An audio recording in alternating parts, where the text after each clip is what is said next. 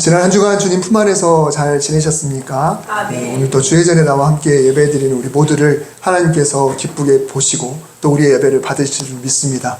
오늘 시간에 성령께서 역사할 줄 믿습니다. 네. 영과 진리로 드리는 예배라는 제목으로 하나님 말씀을 나누겠습니다.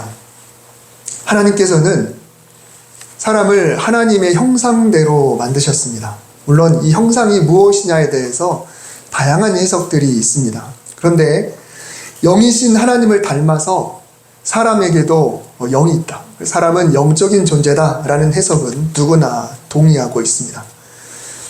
영적인 존재라서 시대나 장소를 불문하고 모든 사람은 본능적으로 영적인 존재에 대한 막연한 경외 그리고 두려움 혹은 호기심 이런 것들을 갖습니다. 죽음 후에 세상과 연관짓는 여러 장래 문화, 시대와 장소를 막론하고 장래 문화가 없는 곳이 없는 걸 보면 뭔가 사람이 영적인 것을 믿는다라는 거죠.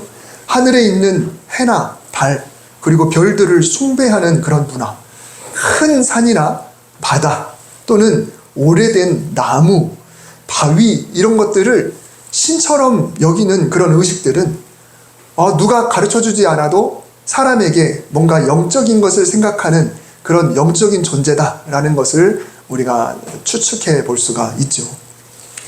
새해 첫 일출의 현장에 가보면 꼭 이런 사람들이 있습니다. 마치 신년 첫 태양을 신으로 생각하는 듯 진지하게 손을 모으고 때로는 기도하고 심지어는 눈물을 흘리는 이들이 상당히 많습니다.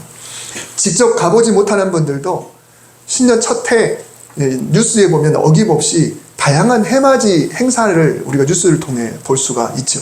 그들이 얼마나 진지하게 해를 맞는지 대부분은 이렇게 손에 이렇게 합장을 하고 이렇게 떠오르는 태양을 보고 있죠. 동해 바다에서 그리고 높은 산에서 우리 양수리도 두물머리에서 이제 그렇게 하고 있죠. 그들의 표정과 행동에서 느낄 수 있는 게 뭘까? 바로 예배라는 단어입니다. 물론 그들의 예배는 하나님께 드리는 예배와는 전혀 다릅니다. 그러나 대상만 다를 뿐이지 그 속에 얼마나 간절함과 사모함이 있는지 우리가 충분히 상상해 볼 수 있습니다. 저 태양을 마치 예배하듯이 간절한 소망을 담아 각자 기도하는 그런 모습들. 아마 그들은 이렇게 생각할 겁니다. 저 떠오르는 태양으로 인해서 올해는 정말 모든 일이 잘 풀리기를 원한다. 이 어려운 경제난으로부터 물질의 어려움이 해결되기를 바란다. 건강했으면 좋겠다. 승진했으면 좋겠다. 혼사길이 열렸으면 좋겠다. 자녀가 잘 되게 해주세요. 혹은 수능 대박나게 해주세요. 다양한 마음을 모아서 저 두 손에 담아 아마 떠오르는 태양에다가 빌고 있겠죠. 하나님을 믿지 않는 사람들도 얼마든지 간절할 수가 있습니다. 얼마든지 지극정성일 수 있고 마음을 집중할 수 있습니다. 그야말로 정말 여러분 저 모습을 보면 엄청 신앙 좋은 기독교인이 기도하고 있는 듯한 그런 모습이잖아요. 얼마나 그 표정 속에 간절함이 담겨 있습니까? 그야말로 신령하게 그야말로 진정으로 세상을 바라보고 예배와 유사한 그런 말과 행동을 저 속에 담고 있습니다. 자, 그렇다면 예배의 자리에 나온 우리 세상의 신도 아니고 자연도 아니고 떠오르는 태양도 아니고 살아계신 하나님께 예배드리기 위해서 이곳에 모인 저와 여러분이 그래도 저들과 뭐가 달라도 달라야 될 텐데 그러면 뭐가 다를까?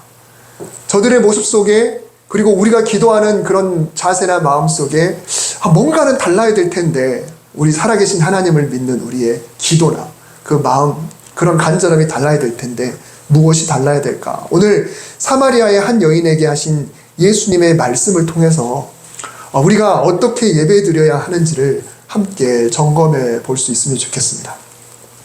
사마리아는 갈릴리와 예루살렘 사이에 있는 산간 지방입니다. 유대인이 무시하는 아니 가급적 상종하지 않으려고 하는 그런 지역입니다. 이 사마리아는 원래는 같은 12지파 안에 속해 있었죠. 북왕국 이스라엘 남북 나눠질 때는 분리가 되긴 했지만 많은 유대인이 살고 있는 그런 곳인데, 사마리아는 솔로몬 후에 유다와 분리된 북왕국의 수도가 있었던 곳입니다. 그리고 남유다가 바벨론에 멸망해서 바벨론 제국 여기저기로 강제 이주했죠. 물론 그 전에 북왕국은 훨씬 전에 멸망을 했고요. 반대로 다른 데서 멸망한 이방 민족들이 강제로 이주 와서 정착한 곳이 이 사마리아 지역이었습니다. 그러니 훗날 포로에서 돌아온 유대인들이 예루살렘에 돌아와서 보니까 이미 자리를 잡고 있는 북쪽 지역에, 그래도 남북 왕국 시대에는 지파는 달라도 한 혈통이었잖아요. 그런데 지금 위에 사마리아를 비롯해서 그 윗지역은 이주 정책을 위해서 이방인들이 와서 정착했다는 거죠.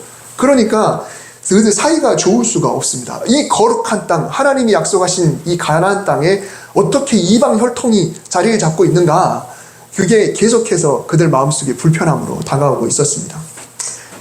성지순례 때 원래 일정 속에는 적이 있었어요. 저는 성지순례를 짧게 갔습니다. 왜냐하면 주의를 지켜야 되니까. 제가 우리 교회 오고 나서 그 다음에 마지막 주에 갔다 왔잖아요. 근데 주일날 밤에 가서 토요일날 돌아와야 되는 거거든요. 보통 이게 성지순례를 가면은 뭐 이렇게 9일, 10일 이렇게 가지만 주일을 비울 수가 없어서 그렇게 짧게 갔다 오다 보니까 요단강 건너편은 못 가봤고요. 느보산도 못 올라가 보고 뭐 테트랑 가면 그것도 못 보고 막 그랬는데, 저는 옛 건데 별로 관심 없고 딱 이스라엘 땅만 보고 싶다. 근데 그 코스 안에 이 사마리아 지역이 있었고 세김이라는 곳이 있었어요. 꼭 가보고 싶었거든요. 그런데 하필이면 제가 여행하던 그 기간에 예루살렘의 한 버스 정류장에 조그만 폭탄 테러가 나가지고 2명이 사망을 했습니다. 그러다 보니까 일단 테러가 나면 이 팔레스타인 사람들이 사는 그 지역은 일단 차단을 합니다. 그러니까 못 들어가요. 다시 말하면 이 사마리아 지역은 팔레스타인들이 주로 거주하는 곳이기 때문에 벌써 장벽으로 박아버려가지고 우리가 못 들어가는 그런 상황이 됐던 거예요. 거기 꼭 가보고 싶었는데 못 갔습니다.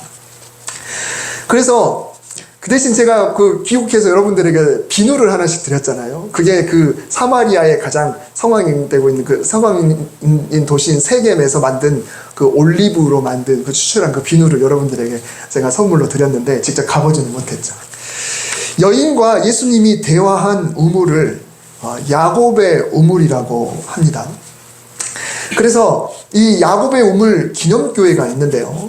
이 기념교회 내부에 우물이 있어요. 그러니까 예수님이 이 사마리아 여인과 우물가에서 대화를 나눴잖아요. 그러면 벌판에 우물이 덜렁 있어야 되는데, 그런데 이스라엘은 그렇게 안 하죠. 일단 거기다 교회를 세워요. 우물을 안에다 두고 거기다 건물을 쌓아서 사람들이 교회 안에 들어와야 우물을 볼 수가 있습니다. 골고다 언덕도 그렇잖아요. 가보신 분 아시겠지만은 골고다 언덕이 저기 황량한 벌판에 언덕에 있어서 거기에 사람들이 올라갈 줄 아는데 그게 아니고 전체를 그냥 건물을, 교회를 지어가지고 그 안에 예수님의 시신 놓는 곳 이렇게 별도로 다 있잖아요. 그러니까 그런 식으로 모든 성지는 다 교회를 거기 세워버려요. 통째로 그냥 세워버립니다. 거기에 이제 우물이 있는데 사진을 보면 이게 교회고요. 이 사진에 보면 조그만 우물터 지금 뚜껑으로 덮여있는 게 여러분 보실지 모르겠는데 네모난 뚜껑이 있죠. 그걸 열면 그게 이 예수님과 대화한 여인과의 대화한 그 야곱의 우물이라고 하죠. 예수님은 지금 이 사마리아의 한 여인과 단독으로 만나고 있습니다. 예수님께서 우물로 물 기르러 온 여인에게 물을 달라라고 했을 때 여인이 이렇게 대답을 하죠. 아니, 당신은 유대인이면서 왜 사마리아 여자인 나에게 물을 달라 합니까? 뼈가 있는 말이에요. 유대인이 사마리아인들을 무시하는 상황 속에서 당신이 나한테 물 달라고 하는 게 이게 지금 맞습니까? 나를 무시하는 당신이 나한테 물은 달라고 하네요 라고 하는 이게 비꼬는 그런 표현이죠. 근데 예수님께서 사마리아 여인에게 물을 달라고만 말씀하셨는데 이 여인은 그래도 이 예수님이 어떤 분인가에 대한 느낌이 있었던 것 같아요. 그래서 물을 주겠다 안 주겠다는 말 대신에 당신이 왜 나에게 말을 걸어 이런 부탁을 하는지 의아하면서도 그러나 뭔가 대화를 나누고 싶었습니다. 오늘 6절에 보면은 당시가 6시쯤, 제 6시쯤, 6시쯤 이렇게 된다고 했는데 유대인의 시간은 보편적으로 제3시, 제6시, 제9시 이렇게 369 이런 식으로 나가요. 유대인의 시간에 6을 더하면 우리 시계하고 맞습니다. 제6시다 그러면 6에다가 6을 더하면 12시. 다시 말하면 지금 이 시간이 정오라는 것입니다. 가장 떼약볕이 내리쬐는 그 정오, 6시. 당시 문화에서는 물은 대부분 여인만 물을 깃습니다. 그런데 그 지역은 건조하고 온도가 높으니까 정오 정도의 시간에는 더위가 살인적이라고 볼 수가 있겠죠. 그래서 여인들은 정오에는 물 들어오고 나오질 않아요. 해가 뜰 무렵, 그리고 해가 질 무렵 좀 선선할 때 그때 물을 기르러 나옵니다.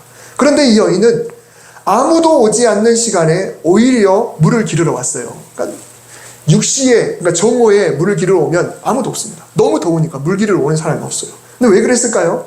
다분히 의도가 있는 거죠. 이 여인은 다른 사람의 눈을 피해서 물을 기르러 와야 될 만한 사정이 있었다라는 것입니다. 우리가 이미 잘 알고 있죠.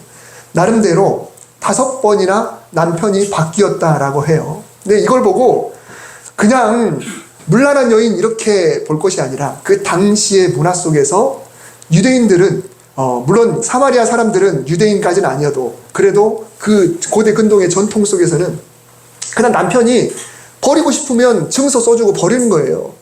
그냥 버리고 또 다른 사람과 결혼하고 그럼 또 다른 사람 또 버리고 이런 일들이 비일비재하다 보니까 지금 이 여인이 그냥 남편을 갈아치운 여인이라기보다는 정말 약자 중에 약자, 어쩔 수 없는 제도 안에서 계속해서 버림받고 상처받고 그러나 홀로 지낼 수 없어서 또 누군가를 의지해야 되는 이 당시에 홀로 된 여인들이 먹고 사는 것은 결코 쉽지가 않은 그런 세상이었지 않습니까? 그런 상황이었어요. 근데 우리는 이 여인이 유대인에게도 그리고 사마리아인에게도 거부되고 있는 상황에 처해 있다는 것을 짐작해 볼 수가 있습니다. 벗도 없고 누군가 시선이 두렵고 그래서 정말 때학표심에도 불구하고 어쩔 수 없이 그때 물을 기르러 올 수밖에 없는 그 여인. 유대인에게는 혈통이 다르다는 이유로 비난받고 사마리아인에게는 사생활이 문란하다고 비난받는 그런 상황. 우리가 생각하는 것 이상으로 훨씬 비참한 그런 인생이었을 것입니다. 예수님께서 그런 사람을 만나고 있습니다. 무난하지 않은 사람, 따돌림 당하는 사람, 자신을 보고 수곤거리는 것을 애써 참아야 했던 사람, 살인적인 더위인 줄 뻔히 알면서도 애토리가 되기를 자처하는 사람, 사람 때문에 힘들어할 때, 그리고 가족이나 남편이나 아내나 친척이나 동료나 심지어 성도들로부터 비난받고 혼자만의 장소를 찾을 때 바로 그런 사람이 바로 이 사마리아 여인이다라는 것입니다. 때로는 이런 여인은 아무도 없는 장소가 좋을 수가 있습니다. 대부분의 여인들은 일부러 시간 맞춰서 우물가에 오기 때문에 그곳이 수다 그리고 서로 친교 그런 장소가 되는 거거든요. 그런데 아무도 없는데 홀로 왔다가 조용히 물을 기르러 돌아간다. 얼마나 인생이 불쌍합니까? 나의 내에 아무도 모르는 사람 그런 환경이 차라리 좋다. 힘들게 함께 있느니 차라리 나 혼자일 때가 오히려 편안하다라고 느끼는 그런 사람. 누가 손가락질 할 때 그때 바로 필요한 분이 바로 누군가 바로 예수님이시다라는 것이죠. 예수님께서는 2가지 소식을 알려주셨습니다. 첫 번째로는 여인은 마실 물을 기르러 왔는데 오히려 예수님께서는 내가 주는 물을 먹는 자는 영원히 목마르지 않을 것이다 라고 이야기하셨어요. 처음에는 여인에게 나한테 물 좀 길러서 나 좀 주시오라고 이야기를 했지만 그러나 오히려 역으로 내가 주는 물을 먹는 자가 영원히 목마르지 않을 것이다. 여러분 이것이 무슨 뜻인가요? 육체는 비록 목이 마르겠지만 결국 예수님을 통해 얻는 이 생명의 물이 우리의 영혼의 근본적인 갈급함을 채워준다라고 하는 그 메시지가 이 속에 담겨 있습니다. 그리고 2번째 소식이 바로 온전한 예배에 대한 말씀입니다. 그러니까 예수님은 이 여인에게 중요한 2가지를 말씀해 주신 거예요. 하나는 나를 만나야 근본적인 갈증이 해소된다라는 이야기를 했고, 2번째로는 예배란 무엇인가에 대해서 또 예수님이 말씀을 해 주시는 거죠. 여인이 개인적으로는 좋지 않은 과거가 있음에도 불구하고 그래도 이 여인은 예배에 대해서 호기심도 있고 예배에 대한 역사도 어느 정도 알고 있었던 것 같아요. 그래서 이렇게 이야기하죠. 우리 조상들은 이 산에서 예배하였는데 당신들의 말은 예배할 곳이 예루살렘에 있다고 하더이다. 여기서 이 산은 그리심산을 말합니다. 제가 예전에 한번 설교하면서 에발산과 그리심산 이미지를 제가 한번 보여드렸던 적이 있어요. 그렇게 멀지가 않죠. 멀지가 않고 양쪽에서 눈으로 그냥 보면 바로 저 꼭대기에 있는 사람이 그냥 대충 보일 정도로 그렇게 가까운 곳에 있죠. 근데 이 그리심산은 신명기 11장에 보면은 내 하나님 여호와께서 네가 가서 차지할 땅으로 너를 인도하여 들이실 때에 너는 그리심산에서 축복을 선포하고 에발산에서 저주를 선포하라 라는 메시지가 있습니다. 원래 이 그리심산은 축복의 산입니다. 하지만 솔로몬 후에 남북 왕국이 분열되면서 이 산은 북왕국 이스라엘의 땅이 되었기 때문에 오히려 예루살렘 시온산이라고 하는 예루살렘과 반대되는 개념의 산으로 불려지게 되었던 거죠. 유대인들에게 시온산은 성스러운 산이고 사마리아인들에게는 그리심산이 성스러운 산이 된 거예요. 그러나 유대인들에게는 그리심산이 그냥 하찮은 거겠지만 그래도 사마리아 지역에 살고 있는 사람들에게는 유대 그 시온산 못지않게 그들에게 그리심산은 굉장히 중요한 산이었습니다. 그런데 예수님께서는 뭐라고 말씀하시냐면 이 산에서도 말고 예루살렘에서도 말고 너희가 아버지께 예배할 때가 이르리라. 다시 말하면 어느 산이 더 낫냐, 어느 산이 저 정통이냐 이런 거를 따지고 그 장소가 문제가 아니다. 여인의 관심은 어느 성전이 전통인가 그 장소에 있었어요. 그러나 예수님의 관심은 아버지께 예배할 때가 언제인가 그 시기를 이야기한 겁니다. 여인은 장소, 그러나 예수님은 예배할 때를 이야기하고 있어요. 여러분 예배할 때가 뭘까요? 23절에 보면 영과 진리로 예배할 때라고 분명히 예수님께서 말씀을 하고 있습니다. 하나님은 영이시니 예배하는 자가 영과 진리로 예배해야 된다. 지금은 어디가 중요하냐? 지금도 사마리아 사람들에게는 그리심산이 영산이고 이스라엘 유대인들에게는 예루살렘이 거룩한 산이 되는데 어떤 게 더 중요하고 어떤 게 정통이냐 이걸 따지지 말고 우리가 하나님께 어디서가 아니라 어떻게 예배 드릴 때 이게 더 중요하다라는 것을 예수님이 말씀하세요. 하나님이 영이시니까 영과 진리로 우리가 예배해야 된다라고 말씀을 하고 있습니다. 영과 진리라고 되어 있는 이 말씀은 그 전 우리가 보던 성경에 보면은 신령과 진정으로라고 기록이 되어 있습니다. 하나님은 영이시니 예배하는 자가 신령과 진정으로 예배할지니라. 여러분 신령과 진정이라는 표현은 상당히 감성적으로 느껴지는 표현입니다. 신령, 뭔가 성스러운 느낌이죠. 진정, 말 그대로 이 마음의 자세가 느껴집니다. 그래서 예배에서 정말 필요한 것이 우리가 뭔가 좀 거룩하게 그리고 뭔가 좀 진지하게 이렇게 예배 드려야 되나 보다 이렇게 느껴지죠. 하지만 헬라어 원문을 직역을 하자면 영과 진리 안에 또는 영과 진리를 통해 라고 합니다. 그러니까 개역 한글판 성경보다 우리가 지금 보고 있는 이 성경의 번역이 훨씬 더 원문에 맞다는 거죠.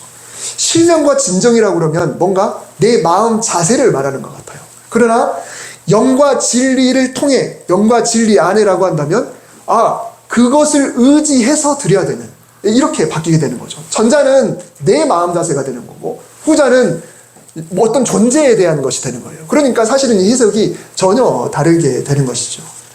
그저 진정으로 그저 진심으로 예배 드리는 것 이것도 예배에서 아주 중요합니다. 그렇지만 우리가 진정으로 진심으로 드리는 그런 것을 말하기보다는 하나님께 드리는 예배가 그것을 넘어서는 뭔가가 필요하다.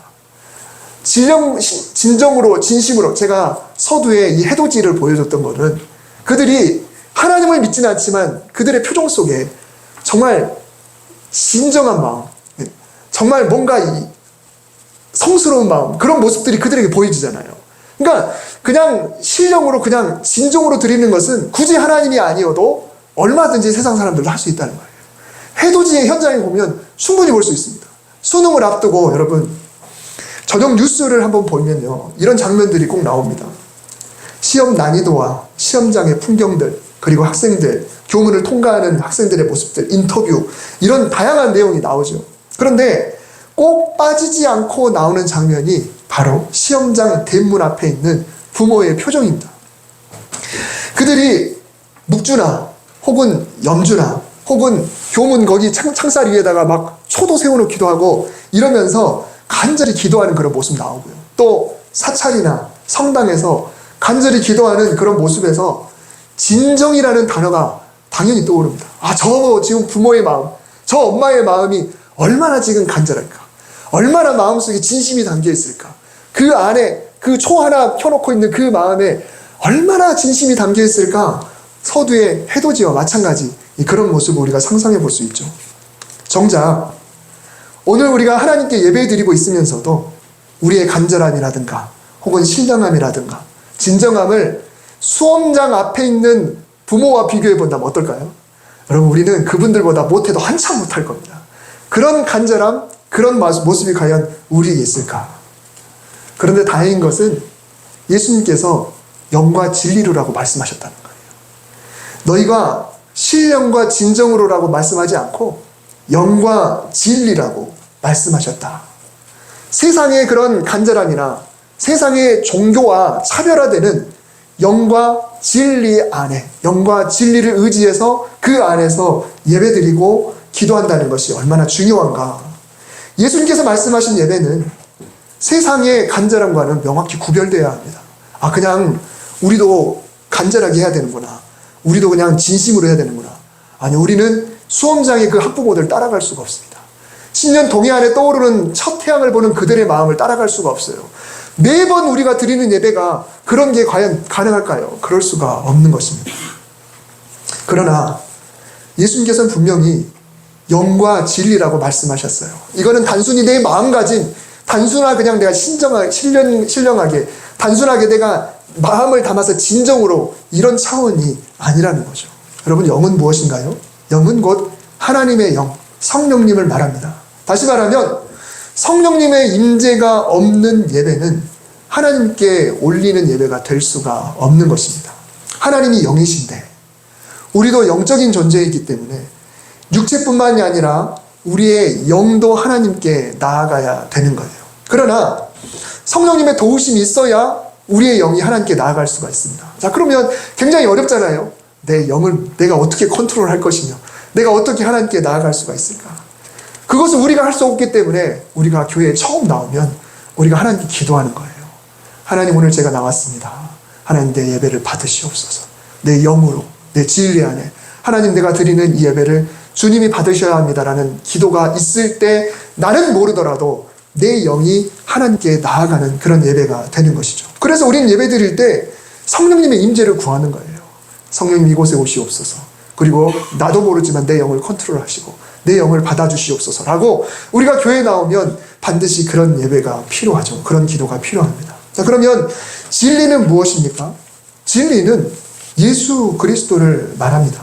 요한복음 14장 6절에서 예수님께서 내가 곧 길이요 진리요 생명이니 나로 말미암지 않고는 아버지께로 올 자가 없느니라. 여러분, 물론 진리에 대해서 본문이 나올 때마다 다양한 해석들이 있을 수 있습니다. 그러나 적어도 예배를 말할 때의 진리는 예수 그리스도, 그리고 그분이 흘리신 보혈의 능력, 이것을 말하는 거예요. 왜 보혈의 능력을 구할까요? 보혈의 능력이 우리의 죄를 사했기 때문에 그렇습니다. 그분의 보혈이 우리의 죄를 사하기 때문에 우리는 주님 앞에 나와서 그 보혈의 능력을 의지하여 우리의 죄를 고백하고 우리가 거룩한 모습으로, 완벽한 거룩은 아닐지라도 우리가 하나님께 예배를 드리는 것이죠. 그래서 예배 드릴 때 예수 그리스도의 보배로운 피, 보혈, 이 보혈을 찬양하고 그 피로 우리를 보호해 주시기를 구하는 거예요. 주여, 예수 그리스도의 보혈로 이곳을 덮어 주시옵소서. 주님의 보혈로 내 영을 감싸 안으시옵소서. 이렇게 우리가 기도하는 거죠. 그리고 나서 성령께서 이곳에 충만하게 임하시기를, 하나님께서 이곳에 오시옵소서라고 우리가 기도하며 예배에 나아가는 것입니다. 그러니까 우리가 예배 드릴 때 단순히 그냥 내가 집중해서, 내가 단순히 마음을 가다듬어서 이렇게 하는 게 아니에요. 내 마음을 간절히, 이런 차원이 아니라 성경은 분명히 말씀하고 있는 거예요. 영, 그리고 진리 안에서 그렇게 예배를 드릴 때 그 예배가 진정한 예배가 되는 것입니다. 우리가 예배를 드릴 때 영과 진리를 힘입어서 예배드립니다. 바로 먼저 성령님의 도우심과 임재를 구하고, 그리고 예수 그리스도의 피로 이곳을 주님이 장악해 주시기를, 이곳을 덮어주시기를 구하는 것, 이것이 우리가 영과 진리로 나아가는 방법이다라는 것입니다. 여러분, 예배자가 되기 위해서 진실한 마음, 간절한 마음이 필요합니다. 그러나 그것만으로는 세상에 다른 우상을 섬기는 이들과 다를 바가 없어요. 그냥 내가 단순히 간절해야 된다, 내가 단순히 내 마음을 가다듬어야 된다, 이거는 굿하는 곳에만 가도 우리가 볼 수 있어요. 어딜 가나 볼 수 있습니다. 수능일 날 그 고사장 앞에 있는 부모의 모습만 봐도 우리는 볼 수가 있어요. 그러면 우리가 믿는 하나님을 향한 간절함이 그들과 다르게 뭐가 있겠습니까? 영과 진리로, 영과 진리를 힘입어서, 영과 진리가 예배를 주장하고 예배의 장소에 온전히 드리는 가운데 예배 드릴 때 세상과 다른 그런 예배가 될 수 있는 것입니다. 그냥 단순히 내 마음을 그래 진정하게 예배 드려야지, 그냥 간절히 예배 드려야지, 이것이 아니라 거룩하신 성령님, 그 성령님의 능력 안에서, 그리고 예수 그리스도의 보혈 안에서, 그 진리 안에서, 예수님이 곧 진리다라고 말씀하셨으니 그 진리를 의지해서, 하나님 제가 성령님의 능력을 의지합니다, 내가 예수 그리스도의 그 보혈을 의지합니다, 그런 예배자로 지금 이곳에 있습니다 라고 마음 자세를 갖고 예배 드릴 때 그 예배가 세상과 구별된 예배가 되는 거예요.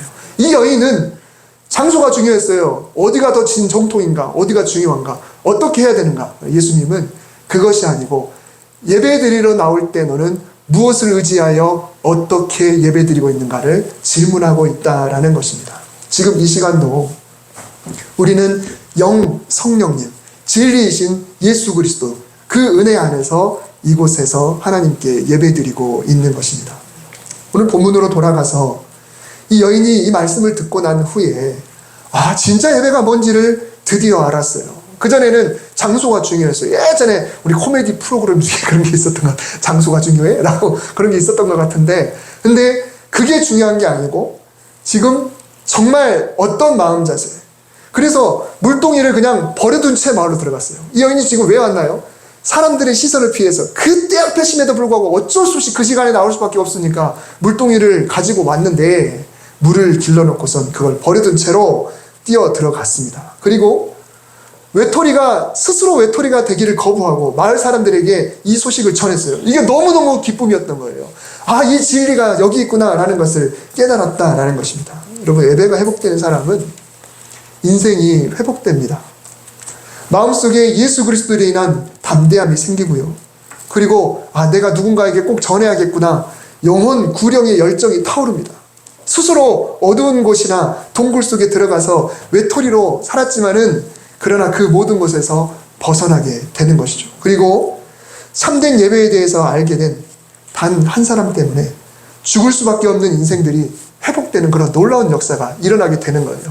내가 온전히 예배드리고 그 예배의 진리 안에서 내가 그분과 동행하고 정말 예배를 제대로 드리게 되면 그 예배의 파워가 우리 일상에서 드러나게 되는 거죠. 주일에 우리가 함께 모여서 예배드리고 그 예배의 감격으로 일주일을 승리하며 사는 그런 패턴이 우리 그리스도인에게 필요하다라는 것입니다. 그래서 이 여인의 그 놀라운 그 모습, 그 상기된 모습, 그 확신에 찬 그런 이야기를 듣고 사마리아 그 마을에 있던 사람들이, 수가성에 있던 사람들이 우르르 우물가로 다 쫓아와서 예수님을 만나서 그분과 대화를 나누는 놀라운 일들이 일어나게 됐죠. 여러분, 우리가 예배 드릴 때, 자리에 앉았을 때 우리가 회개 기도도 드리고 또 예배에 대한 기도도 하는데 예수 그리스도의 보혈 그리고 성령님의 도우심을 반드시 구해야 돼요. 그것이 곧 영과 진리로 예배 드리는 것입니다. 성령님의 도우심, 그분의 영을 정말 영이 역사하기를, 예수 그리스도의 보혈, 그 진리가 이 시간에 역사하기를, 그렇게 우리가 이 매뉴얼 안에서 온전하게 예배 드릴 때 영과 진리 안에서 드린 예배가 우리 삶에서 나 자신과 주위에 놀라운 변화를 일으킬 줄 믿습니다.